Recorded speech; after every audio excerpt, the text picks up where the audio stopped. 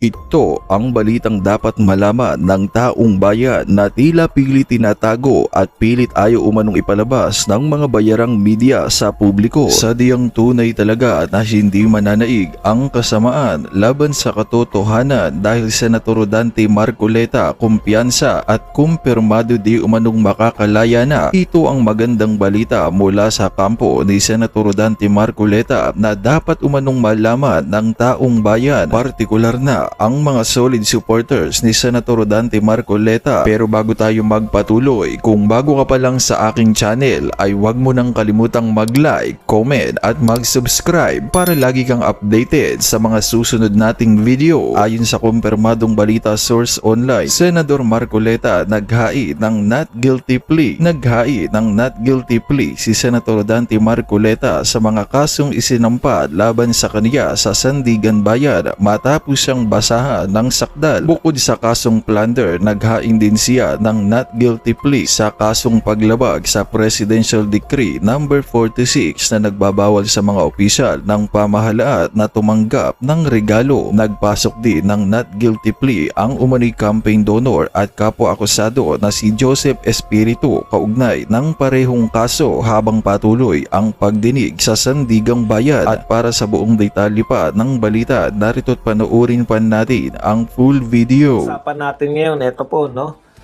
Si Senator Marcoleta po, ngayon pong dyan po sa Sandigang Bayan, ngayong araw na ito, ay nag-plead ng not guilty, no? Sa dalawang kasong isinampa sa kanya. Okay? So, sana mapabilis na po yung proseso kasi yung mga kaso naman po ni Senator Marcoleta, sabi nga niya, gawa-gawa lang para lang mapigilan siya, pero hindi po ubra na siya po ay manatiling nakakulong samantalang wala naman pong basihan yung isinampa sa kanyang mga reklamo. Okay, pag-usapan din po natin ayon po kay dating spokes ni Pangulong Rodrigo Duterte, si Attorney Salvador Panelo, ang pamumuno daw o yung pag-preside daw po ni Senator Chis Escudero ay walking disaster. Partikular na binabanggit niya yung palpak na pagpayag ni Senator Cayetano na banggitin itong yung testimonya ni Las Cañas. Yan po ang mga pag-uusapan natin at iba pa pong balita. Pero bago yan, kung bago ka pa lang dito sa ating channel, mag-subscribe ka na. Dahil ito lang ang tanging channel na may kinikilingan, may pinapanigan. Una sa balita, huli sa impormasyon, kaya ano pang hinihintay nyo? Pindot na. Okay, pag-usapan na po natin. No? Unahin na po natin itong deklarasyon ni Senator Marcoleta na not guilty. Ngayong pong araw na ito po, naghain na not guilty plea si Senator Rodante Marcoleta sa Sandigan Bayan 3rd Division ngayong araw, July 22, 2026, kaugnay ng kinaharap niyang kasong plunder. Dalawa po yan, yung kasong plunder at paglabag sa Presidential Decree No. 46 o Anti-Gift Giving Law para sa mga pampublikong opisyal. Ito po, nag-ugat po itong kaso na to sa sakdal na 75 milyong halaga ng campaign donations na di umano ay hindi idineklara sa Statement of Contributions and Expenditures o SOCE ni Senator Marcoleta. Kasama sa mga kinasuhan ng kanyang donor, yung mga nagbigay po nitong 75 million na sina dating Representative Mike Defensor at Joseph Espiritu at Aristotel Biray. Okay, sa kasalukuyan po, Nakapiit si dating Senador dating Senador. Nakapiit po si Senador Marcoleta dyan po sa may Payatas, sa New Quezon City Jail, na matatagpuan po sa Payatas. Okay. Matatandaan po natin na naaresto po si Senator Marcoleta at siya po ay pansamantalang na hospital arrest dahil po sa kanyang mild pneumonia na karamdaman. Ngayon po ay naroon po siya nakakulong sa New Quezon City Jail sa Payatas. Okay. Maliban po dyan, so talakayin po natin, no? Bakit po tayo naniniwala na mabibigyan po ng mapapalaya ito si Marcoleta, Senator Marcoleta?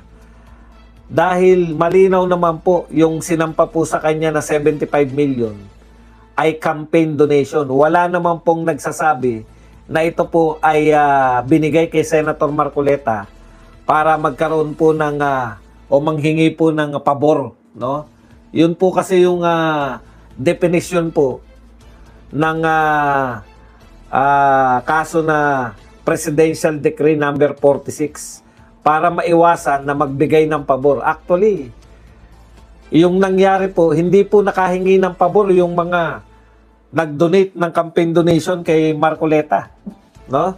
Kasi yan na nga, kaso po ang inabot nila. Hindi po sila nabigyan ng posisyon sa gobyerno. Unlike po sa isang tao, sa isang kandidato na nakatanggap din po ng campaign contribution mula po kay Lagdameo, mula po kay Tio Laurel. Sino pa ba yung isa na malaki rin na nagbigay? Dito po kay Mel ng Pagcor. Ano nang apelyido ng Milyonaryo ng Pagcor? PCSO pala, PCSO. Sila po mga nagbigay din ng malalaking campaign contribution eh. Mas malaki pa po kaysa dito sa pinagsama-samang campaign contribution kay Senator Marcoleta. Si Lagdameo lang, mas malaki pa po yung binigay na campaign contribution ni Lagdameo kay Pangulong Marcos. Ngayon, kung mali po pala yung magbigay ng Mel Robles. Yan, si Mel Robles. Ngayon, kung mali po pala yung pagbibigay ng campaign donation, kasuhan din po si Pangulong Marcos, kasuhan din po yung mga nagbigay kay Pangulong Marcos. Di po ba? Bakit po si Marcoleta lang ang tanging may kaso? Kaya po sinisigaw na ito yung tema ng mga rally ng Iglesia ni Cristo. Hindi pa po tayo check ha. Ako po, wala pa yata opisyal, no? Sino po yung mga iglesia dito? Wala pa bang opisyal yung sinasabi na February 27? Malapit na yan. Sana balitaan nyo kami. Pagka isang malaking rally daw po yan. Kaya lang, hindi pa natin pwedeng i-announce. I-announce lang natin pag opisyal na. Malay nyo, ano lang po yan, di ba? Okay, sa makatwid po, kaya po natin tinatawag na selective justice na naman ito. Katulad po nung kay BP Sara. Imagine niyo yung NBI director, ang sinabi niya, confidential po, hindi po namin masasabi kung sino po yung mga yung person of interest, single po dyan sa mga kinausap ni BP Sara na hitman. Wala bang title? Hindi ko nalagyan ng title. Mahirapan na tayong habulin. Teka muna. Subukan nating habulin. Kaya pala nalilito. Walang pumapasok. Wala palang title. Baka, ayun, wala ngang title. Badong aratin. Kaya pala tayo konti pa rin eh. Teka lang po, lalagyan lang po natin ng titulo ha.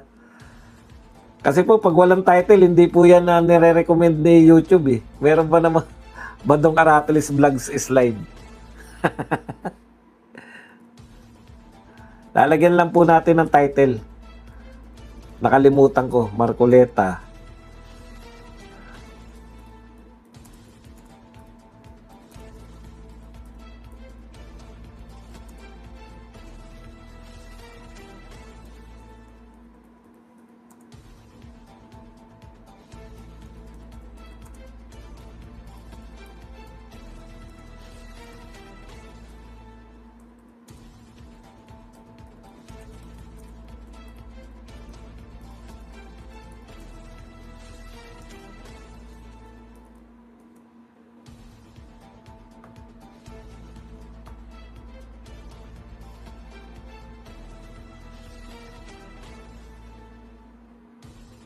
O yan, maraming salamat po sa nagsabi na walang title. Okay, tuloy na po tayo, no? Ikalawa. So, yan po yung una, yung 75 million na sinasabi po na campaign contribution. Yung sinasabi naman po na kaya may kaso kasi hindi dinaklara sa SOSE at saka sa SALN. Matagal na natin to na paliwanag. Ulitin na rin lang natin, no? Hindi na po kaso yan. Hindi na po krimen, sabi ng COMELEC. Yung hindi po pagdedeklara ng SOSE sa anang campaign contribution sa SOSE ay hindi na po kinoconsider ng COMELEC na criminal offense. Kaya nga po, pinawalang sala na ng COMELEC itong si Senator Marcoleta. Hindi na po yan, wala na pong nilalabag na batas kasi may nagbago na po sa batas. So kung wala na po sa batas yung paglabag niya, wala po nilalabag na batas si Senator Marcoleta. Okay? So dito naman po sa hindi SALN, paano mo yung ilalagay sa SALN? Naubos na nga dyan po sa kampanya. Tandaan nyo po, ito po ay dinonate para campaign contribution. Para gamitin ni Senator Marcoleta. Kailan ba ng kampanya? Kailan ba yung eleksyon? Mayo. Paano mo ilalagay yan kung ubos na? Samantalang ang SALN po, ginagawa po yan, December. Yung huling pera mo, kung magkano yung pera mo. Bakit po mapupunta sa SALN yan kung ubos na? Hindi po yung SALN, hindi po yan talaan ng mga pumasok at lumabas na pera sa'yo. Ang ibig po sabihin ng SALN, magkano ang pera mo, magkano ang asset mo sa December 31, 2025. So kung ubos na po yun, nagamit po yung 75 million sa kampanya, ano pong isusulat na SALN dun? Ano po yung isusulat sa SALN? Ubos na nga. Nung Mayo pa lang. Okay. Ikalawa po, yung gift giving, ayan po, malinaw po yan na wala pong paglabag si Senator Marcoleta kasi wala naman pong hininging pabor sa kanya yung mga nagbigay ng regalo. Wala nga pong pabor na naibigay si Marcoleta. Ganito po yan. Kung ang masama po, nagregalo ka out of the blue, wala. Exempted. Nakalagay po sa batas. Bawal magregalo sa public official, bawal magbigay ng monetary gift.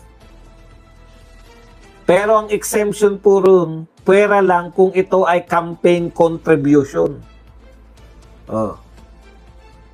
Malinaw po na campaign contribution yun eh. Kasi po, bakit po pinagbabawal po yung pagbibigay ng regalo? Kasi karamihan po ng nagbibigay ng regalo, dahil kultura po natin yung mga Pilipino, di ba? May utang na loob ka. Halimbawa, binigyan ka ng 100 million. May utang na loob ka rin sa tao na yun. It's either, pag presidente ka na, ilalagay mo siya as cabinet official, o advisor, o ilalagay mo siya na general manager o presidente ng Philippine Charity Sweepstakes, may bawi yung binigay na campaign contribution sa'yo, kaya ka pala binigyan para babawian mo sila ng posisyon sa gobyerno. Yun po ang pinagbabawal. Sino po ba napaboran ni Senator Marcoleta? Wala na nga nakuhang pabor yung mga nagregalo sa kanya. Kaso po, kasama niya ngayon na nakakulong. Imbes po na pabor ang makuha nila kay Senator Marcoleta, kaso po ang kanilang kinaharap dahil sa nagbigay sila ng campaign contribution. Okay. So, sabi po ni Senator Marcoleta, not guilty. Sana makita ng sandigang bayan yung mga katwiran na to, no? Dinismiss na yan, 75 million, dinismiss na ng COMELEC. Hindi siya election offense. Hindi siya pwedeng ilagay sa SALN dahil hindi naman siya pera ni Senator Marcoleta noong December. Ubus na po siya, Mayo pa lang, dahil Mayo ay election. Okay. Sana po maliwanagan at makalaya na po para naman makarinig tayo ng nambabalatuba sa mga katulad nitong pilit na pilit tong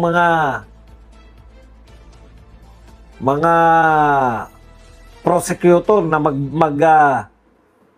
maglatag ng mga testigo na wala naman pong kinalaman sa kaso. Okay, good luck Senator Marcoleta, sana makapagpiyansa ka. Sana ay meron pa palang isang balita kay Senator Marcoleta, no? Nag-apply din po si Senator Marcoleta na humiling sa impeachment court na siya po ay makaboto mula sa kulungan. Hiniling kamakailan ni Marcoleta sa Senate Impeachment Court na payagan siya makaboto sa nagpapatuloy na impeachment trial ni Vice President Sara Duterte kahit siya ay nakadetine. Ayon naman kay Senate President Chis Escudero, ipapasa ng Sandigan Bayan sa Senado ang usaping ito dahil ang kapulungan ang may kapangyarihang mag-amyenda ng sarili nitong patakaran para sa partisipasyon ng mga nakakulong na miyembro. O, teka muna. Tanong mga kapatid, hindi ba binasura na ng Sandigan Bayan yung kahilingan ni Jinggoy Estrada na siya ay makalahok? Ano po pagkakaiba nito? Kasi po si Jinggoy sinuspend. May suspension po eh. Si Senator Marcoleta wala pong suspension. Okay. Alam nyo, kailangan talaga si Senator Marcoleta kasi si Senator Marcoleta, tama naman po yung ginagawa ni Alan Peter Cayetano. Kaya lang, nakukulangan tayo sa bangis eh. Yung, kita nyo, natuwa tayo lahat nung binarabara na ni Pia Cayetano si Jerbil Luistro, di ba? Barado eh. Akalain mo, naglagay kayo ng mga testigo na wala namang kinalaman sa kaso? At yan po ang puna kay Senator Escudero. Bakit mo inalaw? Ito po ang puna sa kanya nito pong si Panelo. Sabi po ni Panelo, Chis, a walking disaster. Yan. Ito ang naging matinding puna ni dating Chief Presidential Legal Counsel at spokes Attorney Salvador Panelo sa pagpe-preside po ni Senator Chis Escudero matapos payagan ang pagbanggit sa affidavit ng self-confessed hitman na si Arturo Las Cañas sa impeachment trial ni Vice President Sara Duterte. Ayon po kay Panelo, ito po ang kanyang pahayag. This presiding officer, excuse me Chis ha, you're a walking disaster pagdating sa pag-preside mo. Kasi hindi mo dapat pinayagan yun. It was just a scrap of paper. So yung pinabasa niya po, yung scrap of paper, parang nagpropaganda lang po. Kita niyo yung mga sinabi doon na si BP Sara ay sangkot. Sangkot na po siya dyan sa kaso sa ICC. Lintik na yan. Baka mabalitaan na lang natin. May warrant of arrest na naman si BP Sara sa ICC na. Talagang wala na talagang katarungan dito. Okay. Sabi po ni Panelo, napatunayan ba ni Chis Escudero? Kasi ang sinasabi, ito raw dokumento na to, ito raw yung bahagi, yung binasa po ay bahagi ng dokumento ni Las Cañas doon sa ICC. Thank you very much kay Belen na nagbigay po ng pangkaping $199. Maraming salamat. Gawin na muna natin tong moderator si Belen. Yan, thank you po. Okay. Una, paano ang tanong niya, paano mo malalaman na that paper is the exact reproduction of the affidavit in the ICC? Hindi nga napatunayan. Okay. That's not an excuse to allow irregularities in the proceeding. Bakit po irregular? Bakit po naging irregular yan? Dahil, una, itong papel na to na pinag-uusapan natin ay hindi po notaryado at wala rin pong pirma ni Las Cañas. Oh, saan ka nakakita? At si Matibag po, hindi naman po siya si Las Cañas. Tandaan nyo, mayroon pong tumistigo sa Senado, nagngangalang Gutesa. Siya po ang parte po nung pagde-deliver ng maleta. Di ba? Siya po ay nagde-deliver. Siya po yung nanumpa sa Senado. Pero kinwestiyon pa rin ng magaling na BRC chairman at that time na si Panfilo Lacson. Dahil ang sinasabi niya, nanumpa na sa harap ni Lacson ha. Ako'y nanunumpa na magsasabi ng katotohanan sa harap ni Lacson. Pero nahanapan pa nila ng butas yun. Hindi po nila nahanapan ng butas na nagsisinungaling. Nahanapan nila ng butas na yung pineke daw yung notaryo. Kita nyo na? Yung tao na yung saksi mismo. Oh, ano po yung paulit-ulit nating naintindihan dyan? Ang naunawaan po natin, dito po, maski yung naunang sa... Actually, si Lacson yung dapat kumikibo. Kasi si Gutesa nga na siya na mismo yung testigo. Eto po si Matibag, hindi po siya si Las Cañas. Ang pinabasa sa kanya ni Luis Tro, testimonya ni Las Cañas sa ICC. Walang notaryo, walang pirma. Kaya ito po ay isang scrap of paper lang ayon kay Panelo at ayon din po sa defense. Pero ang tanong, bakit pinayagan ito ni Chis Escudero? Kaya naman anong masasabi mo sa balitang ito? Kung mayroon kang hinaing at komento ay mag-comment ka lamang sa ibaba ng videong ito. Maraming salamat.